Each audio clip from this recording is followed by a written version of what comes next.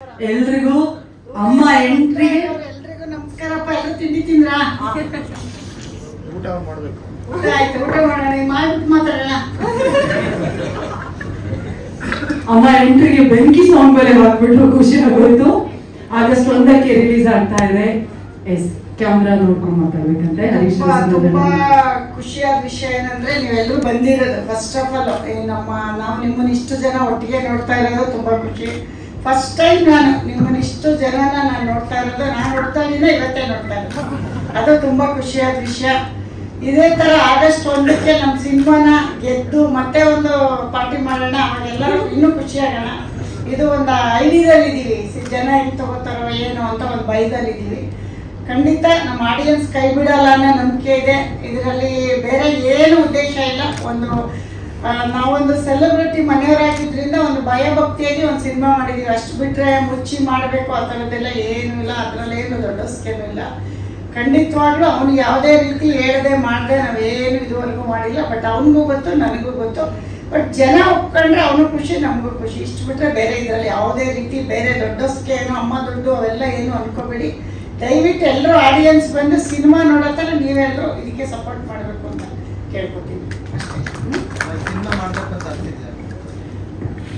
ಅದಕ್ಕೆ ಅದೇ ಮನೇಲಿ ಇದಾರಲ್ಲ ಬಾಸ್, ಅವ್ರನ್ನ ನೋಡಿ ಇನ್ಸ್ಪೈರ್ ಆಗಿದ್ವಿ. ನಾವು ಪ್ರೊಡ್ಯೂಸರ್ ಆಗಿ ತುಂಬ ಕಷ್ಟಗಳಿರ್ತಿತ್ತು ಒಂದು ಟೈಮಲ್ಲಿ.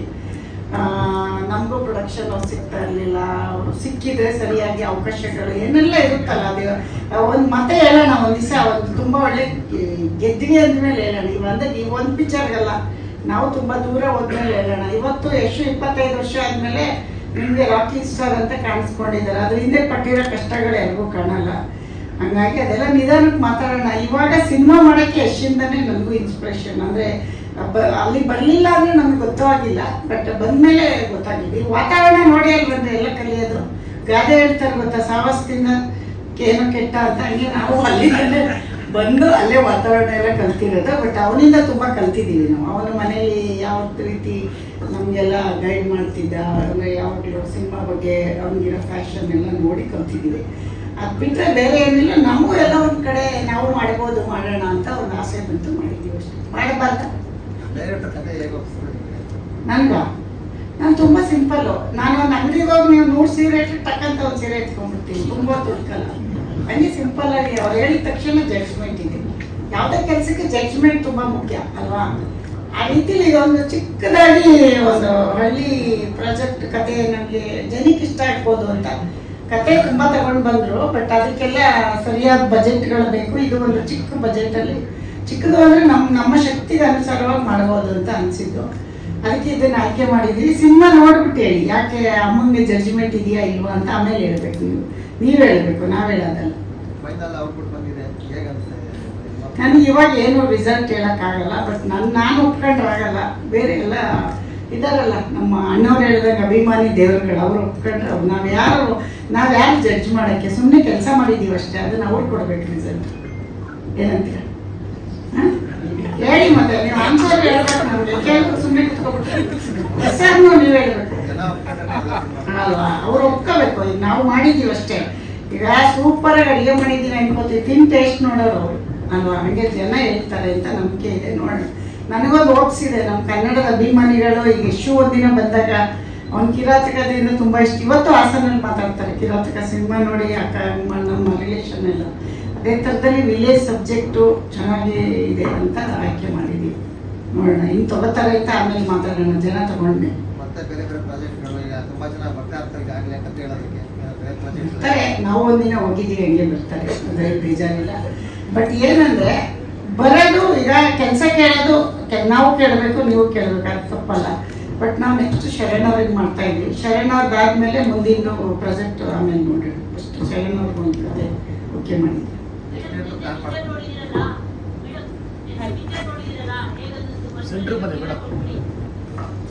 ನಾನು ಅಷ್ಟೊಂದು ಜಡ್ಜ್ಮೆಂಟ್ ಕೂಡ ಅಷ್ಟು ದೊಡ್ಡವಳಿಲ್ಲ. ಬಟ್ ನಮಗೂ ನಮಗೆ ಚೆನ್ನಾಗಿರುತ್ತೆ. ನಾನು ಹೇಳ್ಬಾರ್ದು, ನೀವೆಲ್ಲ ಹೇಳ್ಬೇಕು ಅಂತಲೇ ನಾನು ಇವತ್ತವರೆಗೂ ನನಗೆ ಒಂದು ಏನೋ ಒಂದು ತಕ್ಕಮಟ್ಟಿಗೆ ಒಂದು ಆಯ್ಕೆ ಮಾಡಿದ್ದೀವಿ ಅಂತ ಒಂದು ಇದೆ. ಜನ ಹೇಳಿ 1ನೇ ತಾರೀಕು ಮೇಲೆ ಜನಕ್ಕೆ ತುಂಬ ಆಮೇಲೆ ಏನೋ ತುಂಬ ಹೇಳ್ಕೊತಿದ್ರು ಅಂದ್ಬಿಡ್ತಾರೆ. ಒಂದು ಪ್ರಯತ್ನ ಪಟ್ಟಿದ್ದೀವಿ, ಅದನ್ನು ಜನ ಕೊಡಲಿ, ಆಡಿಯನ್ಸ್ ಕೊಡಲಿ.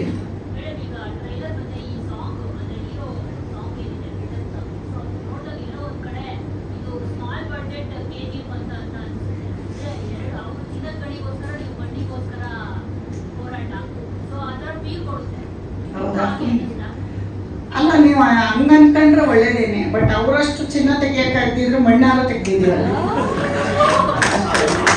ಚಿನ್ನಕ್ಕೆ ಬೆಲೆ ಜಾಸ್ತಿ, ಮಣ್ಣು ಈಸಿಯಾಗಿ ಗೆಲ್ಬೇಕಾದ್ರೆ ನಮ್ಮನೆ ತೋಟದಲ್ಲಿ ಸಿಗುತ್ತಲ್ಲ. ಹಂಗಾಗಿ ನಮ್ಮ ಪ್ರಯತ್ನ ನಾವು ನಮ್ಮ ತಕ್ಕ ಮಟ್ಟಿಗೆ ಮಾಡಿದ್ದೀವಿ ಅನ್ಕೋಬೋದು.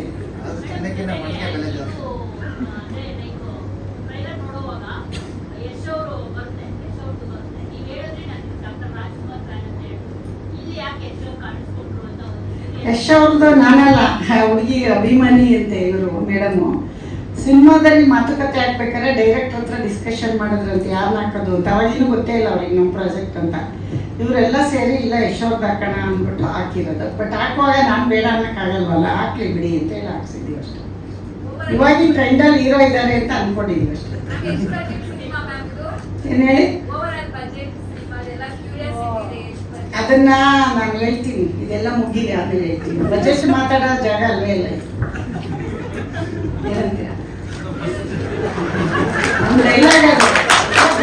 ಬಜೆಟ್ ಮಾತಾಡೋದು ಜಾಗ ಅಲ್ವೇ ಇಲ್ವಲ್ಲ, ಅದೆಲ್ಲ ಹೇಳೋದು ಕೂತ್ಕೊಂಡು ಒಂದ್ಸರಿ ಲೆಕ್ಕ ನೋಡ್ತೀನಿ ಆಮೇಲೆ.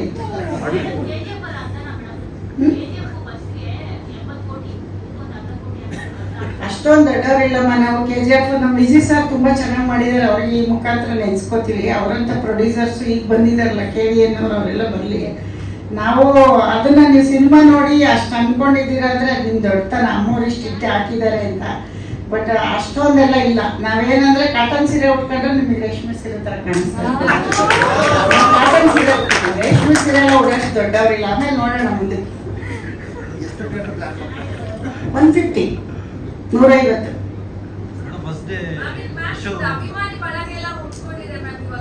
ಹೌದಾ?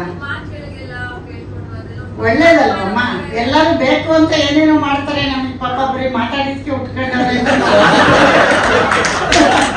ಏನೇನೋ ಮಾಡ್ತಾರೆ. ದಿನ ಬೆಳಗಾದ್ರೆ ಪಾಪ ಜನ. ನಾವು ಸುಮ್ಮನೆ ಒಂದು ಪ್ರೆಸ್ ಮೀಟಲ್ಲಿ ನೀವು ಅಷ್ಟೊಂದು ತಗೊಂಡೋಗಿದ್ದೀರಾ ಅಂದ್ರೆ ಖುಷಿ ಪಡೋ ವಿಷಯ ಅಲ್ವೇನಮ್ಮ? ಯಶೋಧ ಪೂಜಾರಿ ಅಲ್ವಾ? ನನಗೆ ಗೊತ್ತು, ಬಾ ನೀನ್ ಬಾ ಎಲ್ಲ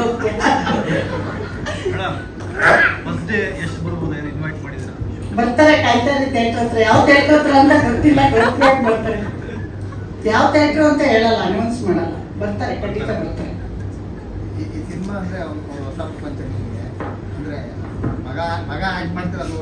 ಹೊಸ ಪ್ರಪಂಚ ಅಲ್ಲ ರೀ. ಒಂದ್ ತಿಳ್ಕೊಳ್ಳಿ, ಒಂದು ಮುಂದೆ ಒಬ್ರು ಯಾರೋ ಹೋಗ್ತಾ ಇದಾರೆ ಅಂದ್ರೆ ಹಿಂದೆ ನಾವು ಸಾಕಷ್ಟು ಕಷ್ಟಪಟ್ಟಿರ್ತೀವಿ. ಸ್ಕ್ರೀನ್ ಮುಂದೆ ಬಂದ್ರೆ ಮಾತ್ರ ಅಲ್ಲ, ಇದ್ರ ಹಿಂದೆ ಎಷ್ಟು ಟೆಕ್ನಿಷಿಯನ್ ಕೆಲಸ ಮಾಡಿದ್ದಾರೆ. ಕಾಣೋದು ನಮ್ಗೆ ಯಾರು ಹೇಳಿ ಆಕ್ಟರ್ ಮಾತ್ರ. ಅದ್ರ ಹಿಂದೆ ಟೀ ಕೊಡೋ ಹುಡುಗನಿಂದ ಕಷ್ಟಪಟ್ಟಿರ್ತಾರೆ. ನನಗೆ ಮನೇಲಿ ನಾವು ತುಂಬಾ ಕಷ್ಟಪಟ್ಟಿದ್ದೀವಿ.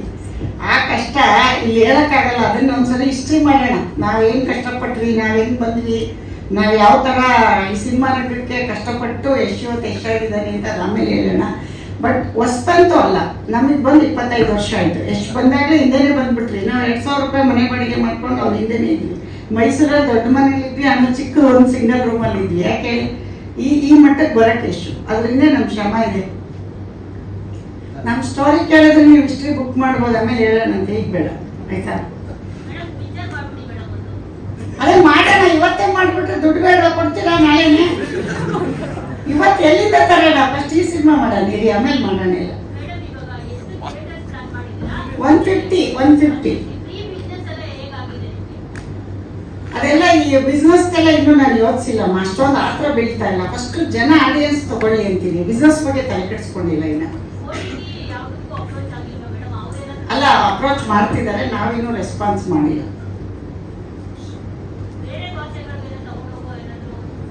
ಬೇರೆ ಭಾಷೆಗೆ ಇಲ್ಲಿ ನಮ್ಮವ್ರು ಒಪ್ಕೊಂಡ ಮೇಲೆ ಪ್ಲಾನ್ ಇದೆ. ಫಸ್ಟ್ ಇಲ್ಲಿ ನಮ್ಮವ್ರು ಹೇಗೆ ತಗೊಳ್ತಾರೆ ನೋಡ್ಬಿಟ್ಟು ಆಮೇಲೆ ಎಲ್ಲದಕ್ಕೂ ಆಗಸ್ಟ್ 1 ವಾರ ಆಗ್ಲಿ, ಆಮೇಲೆ ನಾನು ಇನ್ನೊಂದು ಪ್ರೆಸ್ ಮೀಟ್ ಅಲ್ಲಿ ಹೇಳ್ತೀನಿ.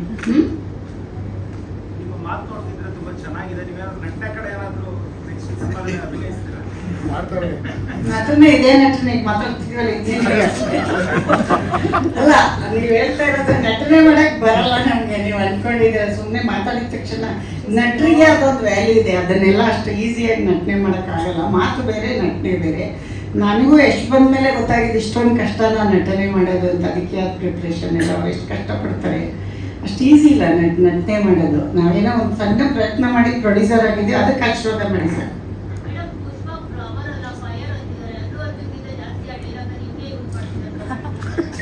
ನೀವು ಆಡಿಯನ್ಸ್ ಹೇಳೋರ್ನ ಕೇಳಿ, ನಂಗೆ ಯಾರು ಹೇಳ್ತಾವ್ರೆ ಅಂತಲೂ ಗೊತ್ತಿಲ್ಲ. ಹೌದಾ? ಇದು ನಿಮ್ಮ ಪೂಜಾರಿ ಅಲ್ಲಮ್ಮ, ಅವನೆಲ್ಲಿ ನಾನೆಲ್ಲಿ, ಅವನು ಎಷ್ಟು ಹೆಸರು ಮಾಡಿದ್ದಾನೆ. ಅದೇನಾಗಿದೆ ಗೊತ್ತಾ, ಹೂವಿಂದ ನಾರು ಹೋಗುತ್ತಲ್ಲ ಹಂಗೆಲ್ಲ ಅವನ ಜೊತೆ ನನ್ನ ಕರ್ಕೊಂಡು ಹೋಗ್ತಾವ್ರಷ್ಟೇ. ಅದ್ ಮೊದ್ಲಿಂದ ಕರೀತಾರೆ ಬಿಡಿ, ಮನೇಲೆಲ್ಲ ಮಕ್ಕಳೆಲ್ಲ ಕರೀತಾರೆ. ನನ್ನ ಮನೆ ಕೆಲಸದ ಹುಡುಗರೆಲ್ಲ ಬಾಸ್ ಅಂತಿದ್ರು ನಂಗೆ. ಈಗ ಯಶಿಕ್ ಬಾಸ್ ಅಂತಾರೆ, ಅದು ಮಾಮೂಲಿ ಇರುತ್ತೆ. ಈಗ ಗೊತ್ತಾಗಿದೆ ಅಷ್ಟೇ. ಟ್ಯಾಲೆಂಟ್ ಅಲ್ಲ ಅದು, ಸುಮ್ಮನೆ ಈ ತರ ಮಾತಾಡಿದ್ದನ್ನೇ ಅನ್ಕೊಂಡು. ಟ್ಯಾಲೆಂಟ್ ಅಂದ್ರೆ ಬೇರೆ ಇರುತ್ತೆ ಬಿಡಿ, ಹಾರ್ಡ್ ವರ್ಕ್ ಅಂದ್ರೆ. ಆಮೇಲೆ ಆರ್ಟಿಸ್ಟ್ ಎಲ್ಲ ಬೈಕತ್ತಾರೆ. ಇಲ್ಲ ಬರೋದೇ ಹೆಂಗೆ ಸರ್, ಮಾತಾಡಕ್ ಬರಲ್ಲ. ನಾವು ಹಾಸನ್ ಕಡೆಯವರಲ್ವಾ, ನಮ್ಗೆ ತುಂಬಾ ನಯವಾಗಿ ಮಾತಾಡಕ್ ಬರಲ್ಲ, ಅಂದ್ರೆ ಸ್ಮೂತ್ ಆಗಿ ಬರಲ್ಲ. ನಾವು ಹಳ್ಳಿ ಭಾಷೆ ಇರೋದೇ ಹಿಂಗೆ ನಮ್ದು. ಈಗ ಮಂಗಳೂರು ಭಾಷೆನ ನಮ್ಮ ಭಾಷೆ ತರ ಮಾತಾಡಿ ಅಂದ್ರೆ ಅವ್ರಿಗೆ ಬರಲ್ಲ. ಹಾಸನ್ ಅವ್ರದ್ದು ನಮ್ದು ಈ ತರ ಬರಲ್ಲ ಅಷ್ಟು ಬಿಟ್ರೆ ಬೇರೆ ಏನಿಲ್ಲ. ಅಷ್ಟೇನಾ? ರಘು ನಿಡೋಳಿ ಅವರೇ ನಿಮ್ಗೊಬ್ರು ಒಳ್ಳೆ ಕಾಂಪಿಟೇಟರ್